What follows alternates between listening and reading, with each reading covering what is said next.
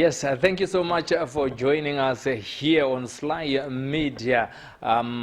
Today we are broadcasting from the capital city of Zimbabwe, which is Harare. My name is Sylvester Tapfumane.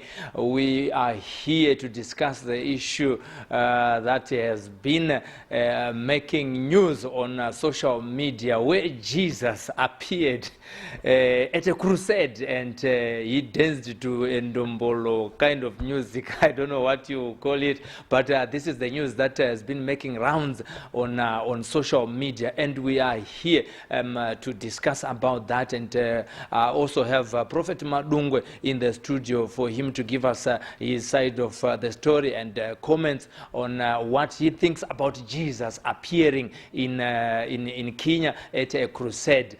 As we all know, previously, Prophet Talent Madungwe has also had some encounters with God himself, and on a number of occasions he has visited heaven. He has seen a lot of things, and he continues to give us more revelations, even on the economy of Zimbabwe, some of which many of us will not believe what he's saying, but he continues to say, what I say to you, if you don't take it, that's up to you. That's your own funeral.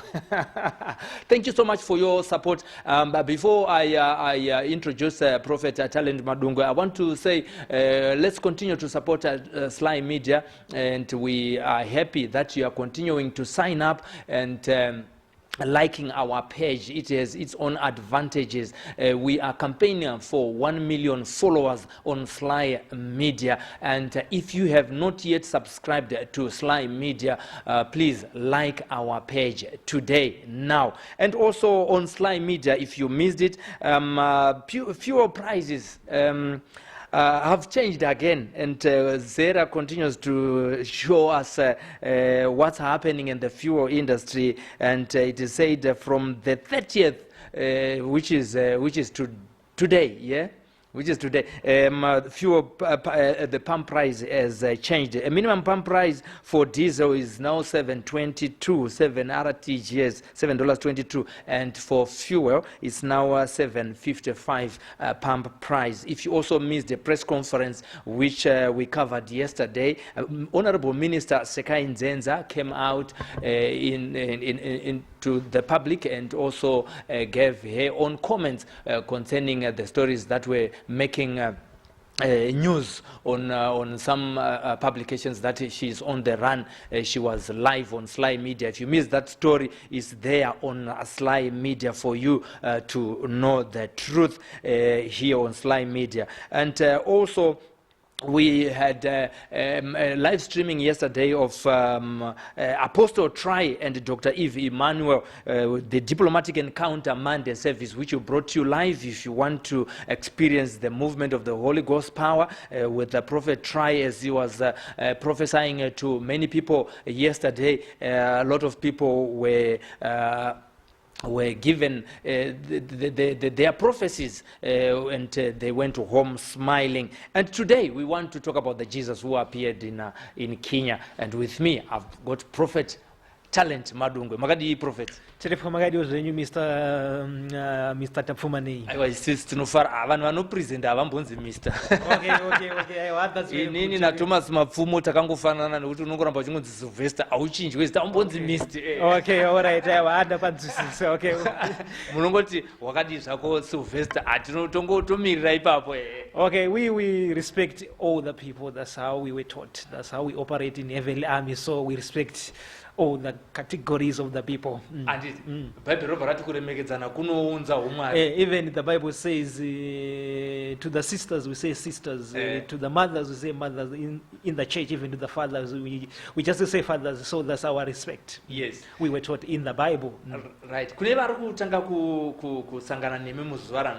We know a lot of people follow you, a lot of people listen to your messages on Sly Media and all the platforms that you are with your ministries. But to somebody who is meeting you, watching you for the first time, who is Prophet Talent Madungwe? In brief.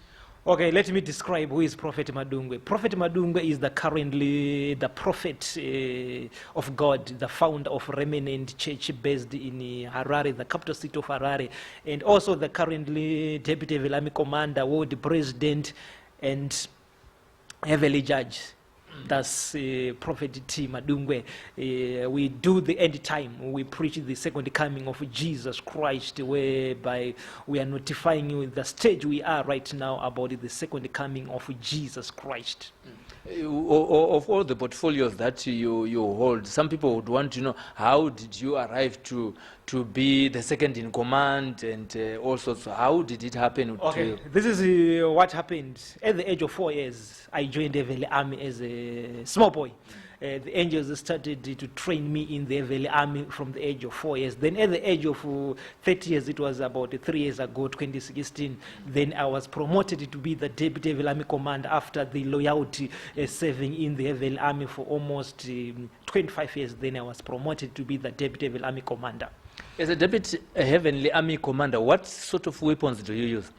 We use the angelic in the Heavenly Army to fight the kingdom of darkness. These are spiritual wars. As the Bible says, we do not wrestle against flesh and blood, but against the principalities. So we use a lot of things like confusion, like smoke, like anything used by the angelic. We send, like there was a certain time when I said like the jet is like a photocopy of angelic in the battlefield. Just a jet, it's like an angelic with wings, but the angelics, they have wings and they release all those things from the wings, so they photocopied it from the angelics. Yes, that's spiritual in terms of the warfare that you are talking about. But from a layman's point of view, do we have a funeral of the evil people or the satanic people from the world so that we can go and attend those funerals? No, we don't have those funerals in the spiritual realms. Hakuna mariro vanenge vashaya vamune vamudestroya imimi chii chinoitika chaizvo chaizvo What we do normally when we capture the fallen angels from the angelic, we lock them in our jails or anything in the secret places for the Heavenly Army. They wait for the judgment. That's how we conduct our spiritual wars. We just capture them. Okay, majere nyari kupi mimi prophet? Sometimes we kept them in heavenly places or in another planets because we have many planets. Okay. So do you have doors to those planets where people enter and come out, where you lock them in? Because if you go to Chukurubi, they are heavy chains. No, and they are guarded by ammunition. Even if we read the book of Jude, we had Jude saying that there are some angelics who were held in the judgment, waiting for the judgment in the secret places. So it's only for the heavenly army members, or we, the commanders, we just visit those places. Not for anyone who is not in the heavenly army is not allowed to visit or to enter those places. Okay. Right. You have had an encounter with God. You said God visited Zimbabwe at some point? Yes, it was 20 October 2016 when the Lord appeared to the prophet in the prayer room. Then we chatted. Then the Lord descended to heaven. Is there any similarities with pastor who also said in October, because the month of October, what's about it? Because the month of October, someone said the former president, Robert Mugabe, was going to die, even though he didn't die. But you are also talking of the same month of October, where you are also saying this is when you had an encounter with God. Okay. What's so significant about this month, or is this just a coincidence? October, it's a special month because this is the season Jesus Christ was born. As I said, Jesus Christ was not born on 25 December. As we celebrated Christmas, Jesus was born between August to November. So these months are very special to God because that's the time when Jesus Christ was born. So that's why we remember all those months. So during this time, from August to November, great things happened, or they prevailed. So what do you have to say to somebody who is watching Sly Media for the first time about Easter? Okay. As I said earlier on this platform, I said even Easter is not for God. Easter was not, or is not in the Bible, but it is for the holiday for the people. It was borrowed from it was the Roman Empire which took the Babylonians holidays. Easter was for the Queen Easter from the Nimrod, the Babel Tower, that was the Babylon of Old Testament. So Roman Empire, when they came to power, they borrowed those holidays. It was for the Queen Esther, the wife of Nimrod, the Babylon Empire. Then 25 December, it was for the Tammuz, the son of Esther and that Nimrod guy, the king of Babylon in the Old Testament. So Roman Empire came in the New Testament as the world power. So it borrowed those holidays. So they said it's a Christianity, but there was nothing like that, because Jesus Christ says just do Holy Communion. Then he went to heaven. He never said celebrate Christmas. Even Christmas, so Christmas, even Easter, it was Passover, Old Testament. New Testament, Passover, the last lamb was Jesus Christ. So New Testament, it's not a Holy Communion. Mirror Jesus, wine. Then the bread, the body of Jesus Christ. So New Testament, it's not a Holy Communion. Then Old Testament, it was Passover, the last lamb, that is demonology. So that Easter, holidays, as the 7 even Christmas. Even church, we don't celebrate those holidays. It's demonology. It's for the devil. It's not for God. There you are, viewers. That's Prophet Talent Madungwe. We wanted to qualify him to comment on the issue that's making rounds on social media, and he has just given us his own opinion concerning Christmas, Easter, and other holidays. And there you are. Is it possible for Jesus to appear this time of the season? There is nothing like that. That's heretic, that's blasphemy, because Jesus cannot appear and preach at our time, because we are the preachers on the earth. Jesus Christ visited us and gave us the message. Go and say to these people this message and this and this, this. Jesus Christ is finished his, even in Old Testament. Okay, let me say this. In Old Testament, what he can come to on earth, it is called appearing, not visit. Like he appeared in the Mkombare remote Papanana Mishekvari 3. He appeared. It was just seen by few people. Then he went back to heaven. Saka isho kwadika zvinoti isusu panyaya yatiri kutaura yekukinya vanhu vanogona kutoona Jesu nekuti kana akaonekwa Jesu mugomba renhikirikini remoto muina Shadrach, Meshach naAbednego. Saka iwo anotadza nei kuonekwa mukinya kana South Africa kana muZimbabwe. Okay, let me say that. Even tonight, Jesus panoita pa transfiguration. Vanonzi Moses and this, they appeared pana Jesu anditika Moses and Elijah vakataura zvavaitaura only to the selected, not kuti anonzi pa crusade kuzoonekwa semunhu wese nemuva, hakuna zvinhu zvakadaro. Kana kuti azoparidza azodi, there is nothing like that. Kana achiuya sezvandotaura kuti Christ even appeared to me in the month of end of June.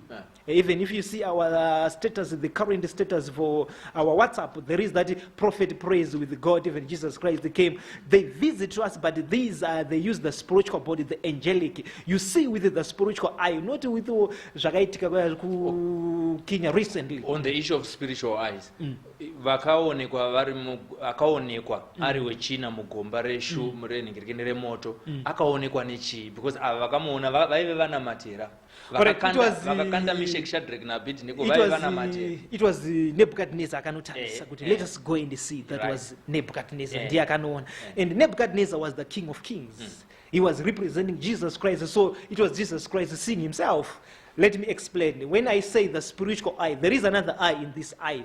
This is the physical eye right now I'm using, but there is another spiritual eye. You know, na Elisha, Mary opened the eyes of Gehazi. Then with that eyes, you started to see. So, kana Jesu achaapia, ano appears very spiritual, not very, the invisible become visible. Let me use that language. The invisible become visible. So tingati isusu kune vamwe vari kufamba vachitaura kuti Jesu akasvika kukinya akaparidza akatamba, kune vakadaro mashoko aminawo imimi ndeyekuti nekuti imi mamusiko indi statisiko. As the deputy devil army commander, ndinoziva panenge pana Jesu nguva dzese. I know the programs of Jesus Christ. Prophet. Let me elaborate a little bit further. Izvo zvari kupi? Ari ipi izvozvo? during the weekend but when Jesus Christ appeared in Kenya, that's very wrong. Because during the weekend, Saturday and Sunday, Jesus Christ was conducting special heavenly meetings in heaven. He never avana kusiya heaven for that time.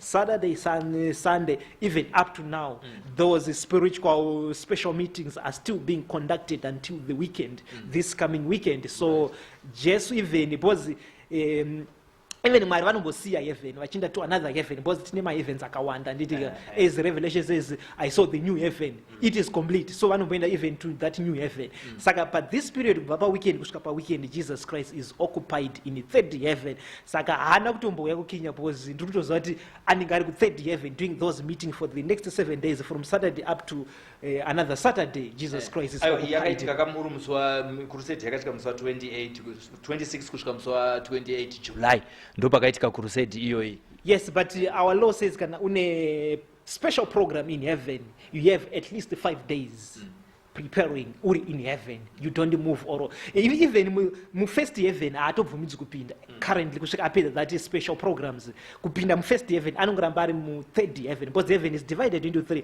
Saka there is nothing kuti kune munhu akauya kuKenya, hakuna Jesu akauya.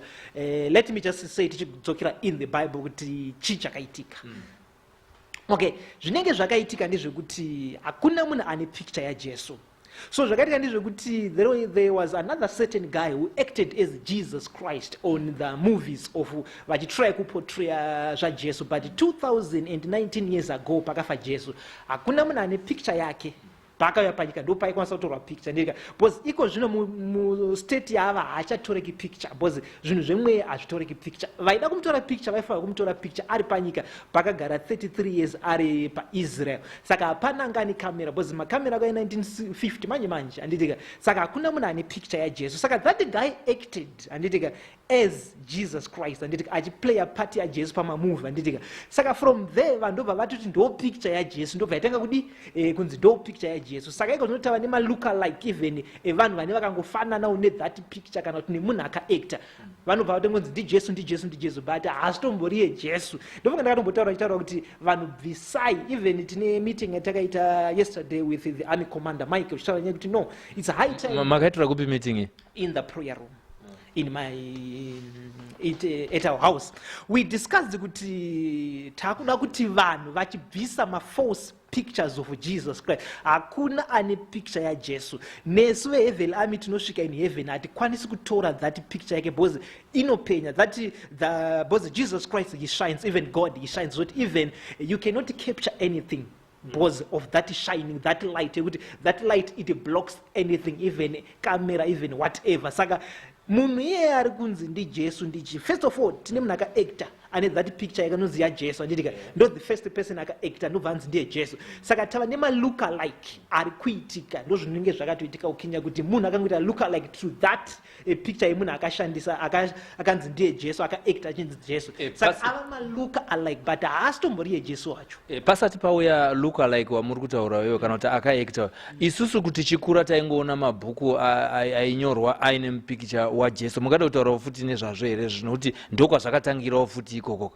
Okay, saka mapicture evakamatiro pamunhu akaacta Jesu but haasitombori Jesu. Munhu iye apani pakatozombo-testify that person aishaura kuti veduwe handisini Jesu, ndakangoactawo pati yaJesu but vanhu vari kutondinamata. Munhu akati kwamba make kutoti Jesu achitoombera achitonamata, haasitombori. Munhu iyeka is not a Christian futi, munhu akangoacta is just an actor. Saka ndo maphotos akatorwa bhoza zvakaitika ndezvokuti the first church Roman Empire handitika Catholic ndio yakaunza zvinhu zvakawanda handitika ndio yakatenga kutora even mapictures anamera nani mapictures seriyo mapictures evamwe vanhu vaingotorwa onzi ndiye Mary, onzi ndiye Jesu handitika zvakutopiwa vanhu zvakutoitwa sedoctrine kuti ndizvo, which is very wrong. Mwari havasi kutombofara nazvo. Even tikutotaura izvozvo kuti zuro pameeting yedu as the heavenly army takaconcluda kuti it's no longer advisable kuisa any picture yaJesu because hakuna ane picture yaJesu bvisai mapicture aya haasitombori aJesu. Muri kuita inonzi idol worshiping, makutonamata vanhu, which is a sin because ukaisa munhu asiri Jesu umuti ndiye Jesu, that's idol worshiping. Inonzi even pama 10 commandments usana musanamata umwe mwari namata inini. Saka hakuna munhu ane original picture yajesu. And then jesu wandinoziva ndikapinda mufirst heaven muthird heaven ndichimuona patoita mameetings edu haasi tombori haasi murungu haasi murungu wani haasi mutema because tinoshandisa nozi maheavenly colors. Chinonzi maheavenly colors ndeaya Mwari vanoshandisa heavenly color inonzi crystal, which is clear color like glass, iri transparent like snow, iri white. Anditika. So tikataza that person akabuda kukinya asitombori mu30 class. Anditika. White iri like iri more than snow. Andimo that snow iri white. But that inonzi crystal color in heaven, it's more than snow. White yacho. Saka it's not a white person because my white person in the Americans or the Britons like brown and the azvizo zvakaita Jesu haasi murungu, Jesu haasi mutema. Ndongoma pamabata mubvunzo ndanida kubvunza kuti iye Jesu ambori werudziko, munhu mutema here, munhu murungu here, mukarati here, muchiko, muasian. Okay. Jesu achiuya akasvika panyika ndokubva azvarwa naMary. Ndokubva apinda mukala yemaJews. Because azvarwa naMary aigara munature yechi. Because munoziva kuti munhu akanyanya kugara zvakafanana inini right now I'm a black person anditika, but mukatarisa a black American takatosiyana black yedu because of the temperatures neweather anditika. Saka munhu ukazosvika panyika anditika, saka Jesu achisvika panyika akashandisa macolors epanyika anditika, but achinofa Jesu tinoona kuti Jesu achinofa achimuka akachinjwa body akabva from physical body akaenda kuspiritual body akaenda patransfiguration futi kuti anonzi his body yanga yava kupenya anditika. Saka tinoona kuti paanozonomuka from the death anditika angava kuappear nekudisappear anditika zvaisaita ari physical body yake. Saka that body inenge yatosiyana. Saka tikamuti murungu mutema hazvichatuiti because kana kuti spiritual body hakusisina zvekunzi murungu mutema because zvinoshanda pano panyika because sky level ndeinodemarcata. Unoona panonzi Mwari vachisika denga nenyika kunonzi Mwari vanoti ndakuisa light light ndakuisa moon and sun anditika zvakudemarcata day and night kore ndo pakatanga day and night andika. Ukangopfuura musky level pekuti wapfuura sun and moon hapasisina time and in heaven there is no time anditika. Saka hakuna nguva, hakuna zvokuti munhu mutema muchi, vanongoshandisa crystal color iri transparent inopenya chete. Saka hakuna kunzi murungu mutema. Saka zvikuzonzi Mwari ndo pane pasina kunzwisisa paakanga ari pano achifamba panyama achiita mabasa akanga ari uonekwa ari mukala yakaita sei nekuti muJewish color. Kana maJewish ndo vanhu vapi kana tichitarisa muno muZimbabwe tinovaona sevanhu vapi isusu? Alright. Hakuna munhu anonzi muJew manje. Okay. Because the Jews are selected. Tichitanga from the Bible, from the book of Genesis, hapana pakatanga pachinzi pane maJews. Hakuna munhu anonzi a Jew. Inini I'm a Jew right now. Because chinonzi a Jewish vanhu vanoselectwa naMwari. Kunzi now like Abraham anonzi chienda kunyika ndichakuratidza ndopakatangira rudzi rwamaIsraelites vachibva muBabylon because Abraham anga ari from Babylon uri anditi ikanga iri from Babylon anditika. So from Babylon ndokwakatorwa anditika. Saka hatina maJews vanhu vanongoselectwa. Saka Abraham anobva azozvara Isaac nobva azozvara Jacob azorwa naMwari anditika muna Genesis anditika. Ndopatonzwa kuti akachinjwa zita kunzi hausisiri kunzi chii wewe hausisiri kunzi chii Jacob nokuti uri tsotsi wakunzi chi Israel munhu anditika. Saka vana vese vakazozvarwa na Jacob anditika ndo vava kunzi maIsraelites. Saka pavana vake ndo pakazobuda 12 anditika. Saka ndo papane matribes ekunzi chi the Benjamites amaJews amaJudah machichichi anditika. Vana vakazvarwa. Saka hakuna anonzi muJew, unotoselectwa for you to be a Jew. Saka kana vanhu vachiti Jesu anga ari muJew hakuna zvakadaro because vanhu vakaselectwa. Thank you so much for watching. You are live on Sly Media. Just to read a few comments from our wonderful viewers. Andizvo na Cohen chakwizira. Jesus is not a chameleon. Achinje macolors. Ndi chakwizira wa arutaura zvikanzi izvo na emihle kunaka Poshia Murwira. I like your confidence though, but your shirt needs anointing. Chengeta, it makes sense what he's saying. Ndovaisa ati lo laugh out loud. Apa serious yakarowa yacho. Umuntu patanziro na Nevson uyu anopenga zvemhando yepadenga. Hanzi muri dhunyazi kupfuura madhunyazi anozikanwa muno. Zvikanziro na Pauline Botomani, psychiatrist Matiregerera. Mukomana uyu mune hanzi munhu ane ma-delusions ndimi rutaurwa kudaro prophet hanzizvo ma-crystal color naemihle kunaka poshia zvikanzizvo ndiani uyu anzi Ronald Tembo ndiwo anopfekwa kudenga kuheaven ndiglenda kundai kunjaya anotaura kuti anzizvo ndiwo anopfekwa kuheaven aya zvikanzi nanizve narita Madau Toya Johan ari kumutumira anzi ndinoregera anzi ndomuda prophet anzoza kuti prophet ndimutaura kuti munomuda here mune vanhu vari kunetsana pana pamwe vari kuwirirana nezvamuri kutaura vamwe havasi kuwirirana nazvo asi rega ndiverenge futi zvakare mamwe macomments zvikanzi izvo nani apa zvikanzi madungwe akaromba chete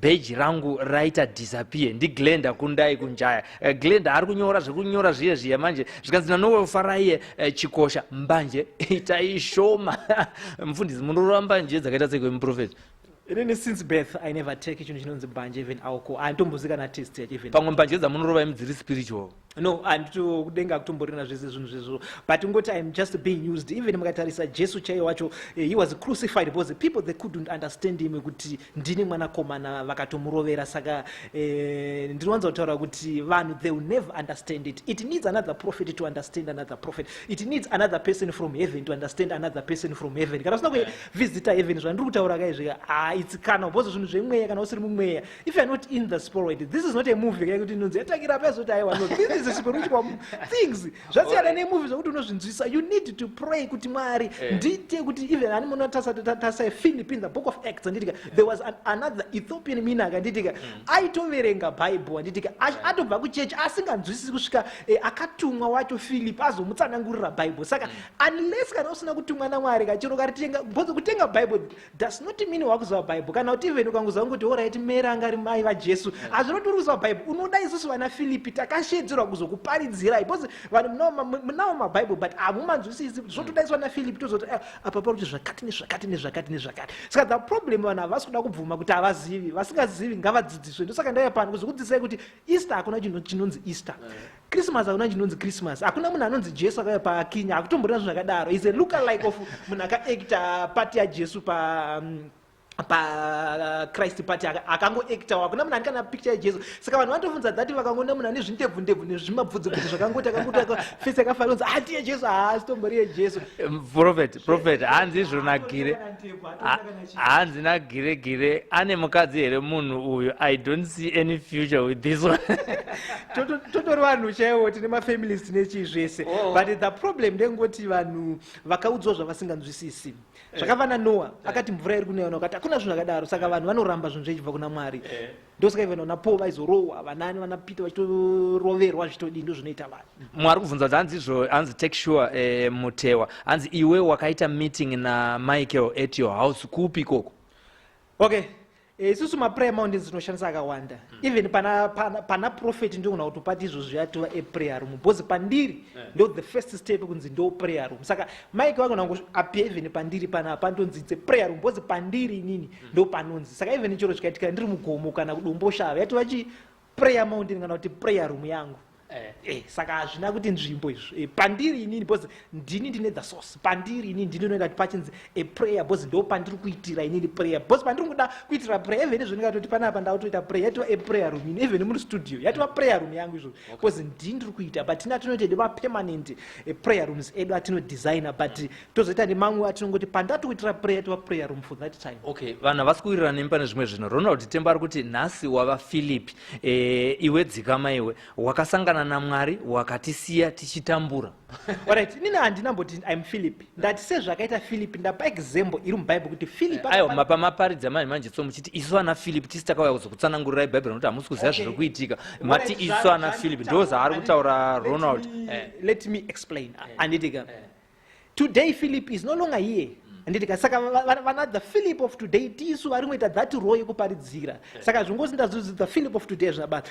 alright let me Revelation chapter 12 inoti une nhamo iwe nyika nditika nokuti chikara chakandwa pasi Satani akandwa panyika saka as long uri panyika ka suffering shall follow you because panyika because pakakandwa Satani saka ndosaka mizona uchizonzi kana vanhu vazoenda kudenga vachazonopukutwa misodzi kusisina kuchema nechibozi kana uri bozi chinoita kuti utambure inyaya kuti uri panyika but ukaenda in heaven hakuna kutambura saka the reason you are suffering suffering inyaya yekuti uri panyika, saka ibva panyika enda kudenga. Kana usingadi kutambura, die today and go to heaven today, uone kuti hautamburi. Emudze kuti kwanzi ifa nhasi uinde kudenga uone kuti unotambura here. Asi kana uda ramba uchitambura, ramba uri pano. Because zvepanyika unototambura chete. And that's the law of God. And I cannot change that. Because kunonzi une nhamo wenyika, Satani akakandwa panyika. Saka ndiye ari kutambura. Muri kureva here kuti prophet, muri kureva kuti Satani akadonhedzerwa muno muZimbabwe. Nekuti zvinhu zviri kuoma muno muZimbabwe handiti. Saka zviri kureva kuti Satani akadonhedzerwa muno muZimbabwe. But nyaya yakamira sei? Satani haana kudonhedzerwa. Mati akadonhedzerwa pano pasika. Saka mukati tofana kutambura handiti. Saka muri kuti kunetseka kwatiri kuita muZimbabwe, petrol ringokwira, zvinhu zviri kudhura. Satani akadonhera kupi? Because kuti kaenda kune dzimwe nyika vagere zviri right. Saka kureva kuti akadonhera nechei? Kana kuti musoro wake kana musana ndo uri muno muZimbabwe. Zvinoita kutambura kunosiyana. Makatarisa vamwe vanga vari kuexilic kuBabylon muBible handitika, vamwe vari kwaIsrael. Saka we see kuti even mukaenda kuAmerica vari kutambura. Makatarisa every continent ine the way inosafa. Mukaenda kunana America they are suffering, vanhu vari kufa necancer usingaiti varungoenda vari kutadza kuzvirapa handitika. Even nevanhu vakawanda nevarungu vanotoisa marequest kuti prophet zviri kunetsa. Of course zvedu zvava a little bit worse, zvavo zviri better, but hakuna munhu asiri kutambura panyika, munhu wese ari kutambura. Alright, tikadzokera kumamessage zvikanzi naShanet Mamoyo Mabheka ge dziblazi idzi uye bodo. Handizvona Molini Nyaradzo Marufu. Thank you so much for your comment. Zvikanzi mukadzi wenyu ari pabasa rechizvi.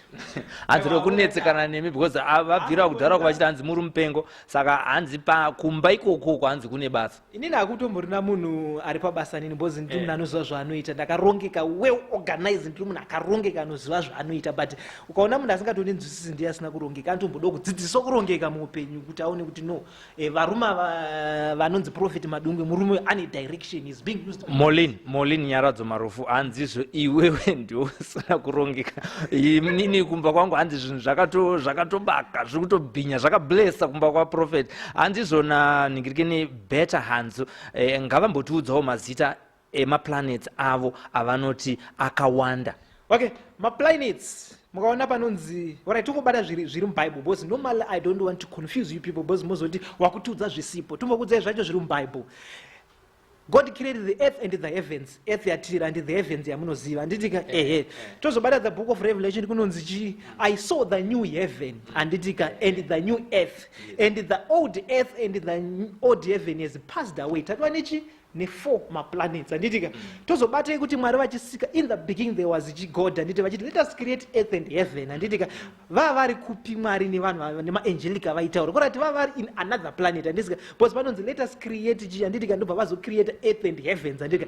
Zvavari this current zvacho the old one handika. Saka tava ne5 maplanets. Tangotaura ari muBible chete. Hatiti uzobata waudzwa maplanets aripo naProfeti. Profeti havapererwe zvese vane maansa azvo. Thank you so much for watching. Tanaka Tapfumane, you're watching from South Africa. Siyabonga Siya ngoni wekwa Nyasha Dzaishe. Come and see this. Ari kudaidzwa vamwe. Aiwa daidzana izvezvo. Chimwe chinhu chatiri kukumbira ndechekuti musakanganwa kulike page reSly Media. Toda kusvika 1 million. Yezvo tiri pa 132,000 followers, but toda kusvika 1 million followers nekuti tine evidence, wose evidence dziri kupiwa panapa naProfeti dzekuti tinogona kunge tiri vanhu vanopfuura over 9 million vanoona Sly Media, nekuti tine imwe video 1 yakaonekwa 9 million, imwe ikaonekwa 10 million, zvikuru 10 million vanoziva. Asi kuti tirambe tine evidence iri yatinokwanisa kutrace, tinokumbirawo kuti imimi mulike page yeSly Media. Open mazimba hanzi ko kapikicha kaProfeti vachigera ndekapi, can he comment? Okay. Ndakamboita zvemabusiness emasaluni, so ndandiri zvangu musaluni tichingovaraidzawo zvedu time, but currently the saloon zvangu ndakazoivhara ndakuita full time zvebasa raMwari nemaspiritual. Saka it was 2017 that picture rakacirculatewo munhu akangotorawo Prophet vari musaluni. Saka that was my business. Ndaitomboitawo zvemabusiness acho ndikatozvivhara, ndikaona kuti I no longer interested, let me just do basa raMwari full time ndisina madisturbance. But that was a saloon, and it's not a sin kuita business. Even Elisha aitonotema huni nevamwe vanhu. A prophet, saka a prophet, you are a human being. Saka ndaitomboona zvinhu zvakaita semasaluni ndikazovhara zvangu, but that was a picture ya 2017 yakatorwa zvangu ndichitandara ndiri musaluni, but I'm a prophet. Saka hazvindibvisi izvozvo. Even ukatosvika ndiri kumusha nditomboshanda kumusha, unogona kutoona ndichitomborima sezvaita Elisha, aitomborima Elisha akatowanikwa achitorima waniwo naElijah. Saka tinoitawo zvinhu zvakadaro sevaprofita.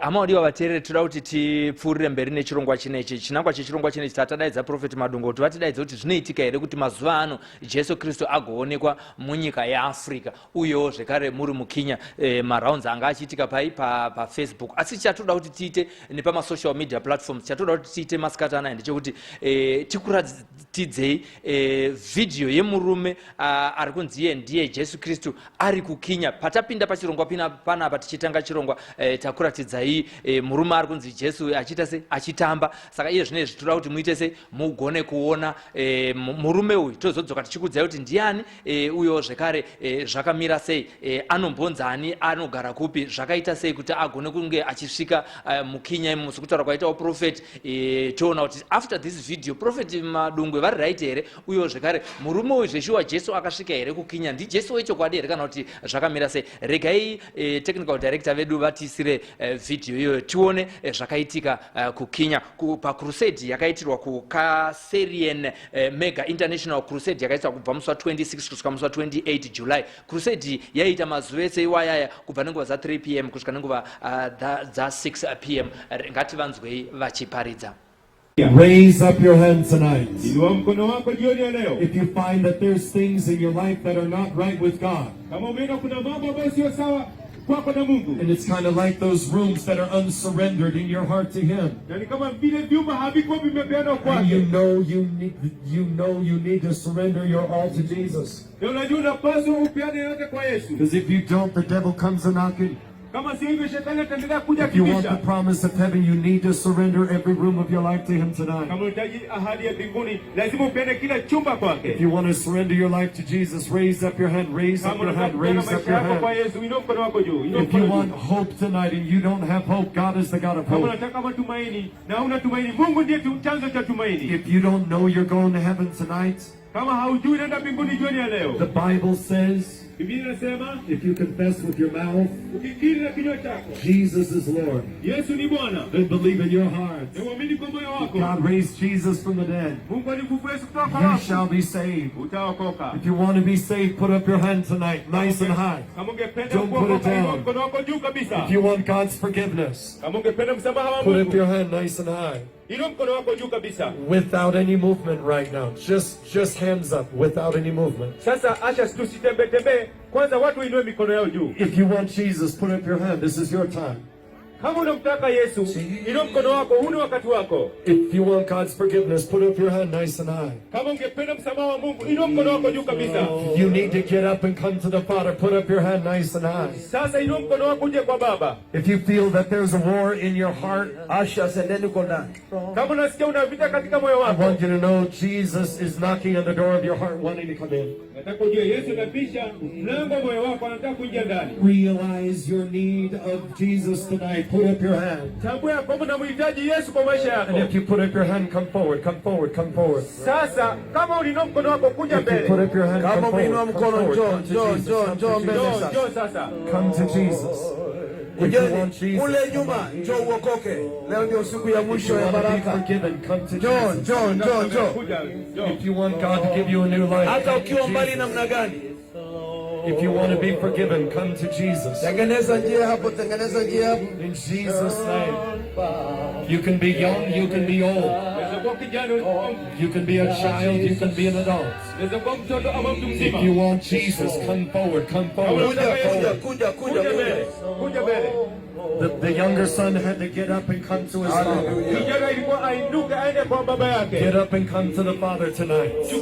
I love you so much. Thank you, Jesus. You love us so much. Jesus is knocking on the door of your heart, wanting to come into your life. See, religion is not enough to go to heaven. If you put your trust in religion to go to heaven, you will be in hell. Ukiweka matumaini yako kwa dini utajikuta jehanamu. You must surrender your life to Jesus. You must allow him to be the leader of your life. Ukiweka maisha yako kwa Yesu, umruhusu awe kiongozi wa maisha yako. You must put your faith in him alone to go to heaven. Usiweke tu matumaini yako kwake tu. That's what it means for him to be your savior. Inahitaji ujue na kuhitaji kuokoe. If you want Jesus to save you, come forward, come forward. Nataka Yesu akuokoe, kuja mbele. If you want God to forgive you, come forward. If you want a new life tonight, come forward. Kimbia ni wakati wako. In Jesus' name. Katika jina la Yesu. Come forward, come forward. Kuja mbele, kuja mbele. Receive Jesus. Pokea Yesu. Receive his love in your life. Pokea upendo wake kwa maisha yako. Receive his grace in your life. Pokea neema yake kwa maisha yako. Receive his mercy in your life. Pokea rehema zake kwa maisha yako. He loves you so much. Anakupenda sana. In Jesus' name. Katika jina la Yesu. In Jesus' name. Katika jina la Yesu. Father, I thank you that you love us so much. Baba, nakushukuru unatupenda sana. You're knocking on the door of our hearts. You want to come into our lives. The Bible says if anyone will hear your voice and open the door, you will come into him. If you want to come to Jesus, come forward. There's still time. Come forward. Come forward.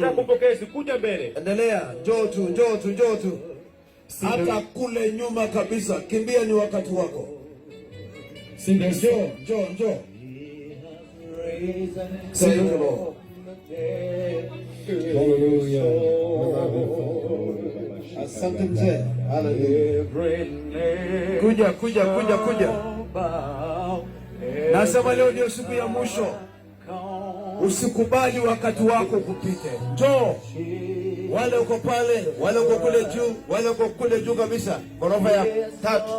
Now, if you want to be set free from your sin, if you want to be set free from your sin, the Bible says there is only freedom in one name, and it's the name of Jesus. If you want your chains to come off, come forward right now. There's only one person that's going to set you free. If you're in the bondage of sin, you need to come forward. The Bible says if I say I've come to know him, but I don't follow his commandments, I'm a liar. See, that was me for 28 years of my life. I said I knew God. I prayed to him every night. I was singing in front of churches. But after church, I will go clubbing all night. Sexual immorality. My life was centered on my job. I was an actor and singer in New York City. And that was the focus of my life. And one day I heard a verse that changed my life. It was in Matthew chapter 6 verse 33. He said, seek first the kingdom of God and his righteousness. See, the Bible says to seek first the kingdom. That's what I was missing. I needed. Thank you so much for joining us here on Sly Media and the program This and That. Today we have been talking to Prophet Talent Madungwe, who wanted to give us his own opinion about Jesus appearing in Kenya at a crusade, at Kaserian crusade, which was held on the 26th of July to the 28th. And there were some comments or some fake stories appearing on most platforms, social media platforms, saying the real Jesus himself came to Kenya and preached and danced in Kenya, and it stood out not to be true. But the truth is what we have just shown you, and this man who has been preaching in this video, which you can also be in a position to see if our technical director can be in a position to show it as well as we continue. This man is called Michael Job, and he has his profile that I'm going to give you now. He is a normal human being who enjoys preaching, putting on gowns the same way the pictures that have depicted Jesus Christ used to do. Putting on gowns is the same way that he enjoys wearing that kind of gowns. And by his own profile, Michael Job is an evangelist and the president of Jesus Loves You Evangelistic Ministries. He is also an actor, evangelistic at Holy Land Experience. He's a former associate pastor at Christ Embassy International. This man is known by some Christians who are also members of Christ Embassy International. Michael Job studied Master of Music and Vocal Performance at Ataka College. He also studied theology and a Masters in Ministerial Leadership at Southeastern University. He also studied evangelism at Reinhard Bonnke School of Evangelism. So he has been understudying under an authentic university. A lot of you people would know and remember Reinhard Bonnke School, an evangelist who traveled worldwide preaching the good news to the lost souls. And also he studied the Bible and theology at Faith Christian University, studied Bachelor of Arts in Music, Vocal Performance at San Genesio. He lives in Orlando, Florida, from Clarence, that's in New York, manages Jesus Loves You Evangelistic Ministries. You can also go to his Facebook page and be able to see the same video that we have played for you here on Sly Media, and his name is Michael Job. And he also has a comment after this crusade which happened in Kenya, and I would love to read this short message. He says on his Facebook page platform, he says, last night at Kiserian Crusade was awesome. God's Spirit came upon us all. People surrendered their lives to Jesus. Many people were healed, and God's Spirit came upon us powerful in worship. Thank you, Jesus, for drawing all people to yourself. Lord, abundantly bless all of the 30 churches which combined to see a mighty harvest in Kiserian, Kenya. Over 300 souls. Over 300 souls saved in Kiserian. Hallelujah. Thank you, Jesus, for your amazing grace. Go and preach the gospel to all creation, as it is prescribed in the book of Acts chapter 1 verse 8, that when the Holy Spirit is upon you, you shall be my disciples in Judea, in Samaria, and in Jerusalem. Prophet, mangamuri right kan vanhu vanoti munopenga zvenyu, asi for once mamuri right kuti haasi Jesu chaiye akauya. Yes. You just called me to the interview, then you asked him about this. Yes. Then you are saying this at the end of the interview. So vanangutaura kuti haasi Jesu. He's a lookalike. Vanhu vakangoshandiswa kuactor. Saka vanhu vavatongotora that picture vakati chi ndi Jesu. Saka kana uchinzwa vanhu vachiti madungu anopenga, I don't know kuti why ndichinzi ndinopenga ndichigona kuziva zvinhu zvakadai kuzotora kuti izvi hazvisizvo. Because munhu anopenga hazivi. Dai ngosvika kuti ariko because ndechipenga, but semunhu anoti ndatukudzai zvakatengera bla zvakadai kuna ane picture yake, so vanhu vari kuti havasiwo maluka like. Saka face iyo nderingonzi munhu akangooneka utonzi ndichechi ndiye Jesu zvisirezvo. Saka kune vaya vasingabelieve kuna Prophet Madungwe, this is the chance or kuti vachiona kuti aiwa no Prophet Madungwe vari kuziva zvavari kuita ende munhu akashedzwa naMwari. Pane macomments, regai tiverenge macomments kekupedzisira panapa tobva tavhara chirongwa.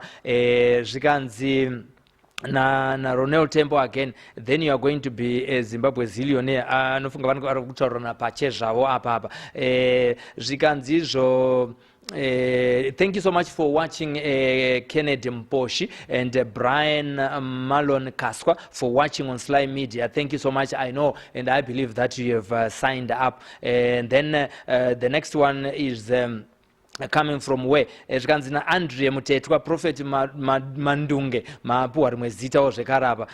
Regai tiverenge mamwe macomments ekupedzisira nokuda kwenetwork anenge ari kuti shomeke, asi tinotenda kuti mubvunzo wanga uchibvunzwa nevanhu vazhinji wekuti akauya kukinya akasikoparidza ndi Jesu here. Regai togona kuratidza zvakare akatodaidzwa akakokwa Michael Job, pakatonyorwa flyer rikaiswa kuvanhu vari kukinya vakariona rikapublishwa pamadifferent publications vanhu vakatoziva kuti aiwa munhu ari kuuyayo haasi jesu wokunyepera ora haazi maspiritual gymnastics ari kuzenga achiitwa se achiitwa pasaka nyaya yatanga tauya naye panapa ndekuti ticlarifyewo tidzidzise veruzhinji kuti aiwa munhu uyu atoriwo munhu ane chechi yaanotungamirawo zvekare uyo wakaenda kumabible school sekuverenga kwataita munogona kuenda papeji pake muchiita se muchinonzwawo zvizhinji marenge neupenyu hwake asi zvokuti anzi ndijesu wemanyepo akauya aiwa hachisi chokwadi sekutaura kwaita Prophet Madungwe. Mashoko enyu ekupedzisira tichitarisa manyepo ari kubuda mazuva ano, maprofita ari kuwanda, machechi ari kuwanda, vachiti vari kuponesa vanhu asiwo vamwe vanhu vari kutamburawo. Handizo in conclusion zvamungangotaurirawo to the viewers that are watching us worldwide right now on Sly Media, your parting words. Okay, zvakagara zvakadaro. So I'm surprised to people vamwe vari kuti zvinhu zvakadaro zvatanga mazuva ano. Even Elijah anouraya vaprofita venhema vanga vakawanda paya. Even Elijah panozoti ndindasara ndega ukanzi no ndakaviga 1000 vamwe 1000 kuna Mwari vandisati vambonamata Bhaari. Saka zvakagara zviri kuti vaprofita vakawanda, even vechokwadi vakawanda, even venhema vakawanda, but chinodiwa ndechekuti be in the spirit.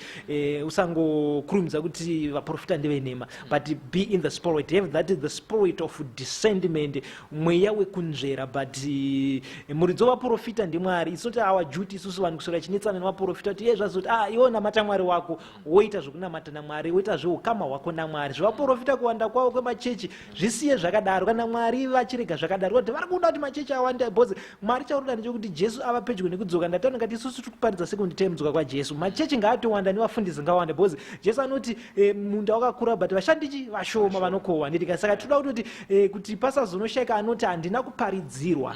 Saka pese panofanira kuita kachechi even mufundisi kuti pasheka anozonoti pajudgment handina kuparidzirwa. Saka regai vatowanda vandori vashoma. Pane panakataura ndikati Mwari vandoda kuti munhu wese, especially kana muZimbabwe, vanhu vese vaite vafundisi because basa rakawandisa. Saka regai machechi awanda andori mashoma, dai atowandisa nekuita zvese. There you are, Prophet Madungwe is emphasizing the point that the harvest is plenty but the laborers are few. So there is no reason for anyone to say there are many churches which are seen everywhere, in every city worldwide. He says it is permissible to have those churches because Jesus himself is saying, let the word be preached to all the corners of the earth, so that those who are still in the dark world can also come into the marvelous light. That's Prophet Madungwe for you. And I would like to reiterate that please sign up on Sly Media page and be part of this growing family. We are at 132,000 right now followers. We want to reach 1 million this year. It's possible. You have seen most of the views that we on videos that we have shown on Sly Media, that we have had viewership on a single video which is over 19 million. So I believe and I know that you are there, but you haven't signed up. Please continue to sign up so that when we have an interview that we come with to you without notifying you or advertising, the notification will send you the title of that discussion on that particular day. And also we are here to clarify certain stories that will be making rounds on social media. Yet Ari Manyepo, some of you were saying Honorable Minister Sekai Nzenza is on the run. We did cover the press conference yesterday. It's on our page. You can be able to see that. Whenever we report the truth and nothing else but the truth. And we also want to thank you, viewers, for helping the police apprehend a criminal who was also being involved in smash and grab of moving cars and stationary cars. One of the incidents happened last week where girls who were in a car were attacked at their gate, and we want to thank you so much for contributing, because that criminal is also helping police with investigations. After we also put a picture of him on Sly Media, and we can safely say he has been apprehended. Thank you so much for watching. I just want to say thank you so much to our technical team which has made this program possible. But remember to sign up. We'll meet you on other programs on Sly Media. My name is Sylvester Tafumane. For now, bye-bye. Light House, a division of Sly Media, are available at your disposal for your wedding videos and pictures. Our experience is second to none. To view our sample or to book us, call or WhatsApp on 0773 684 183 or email slymediastreaming@gmail.com.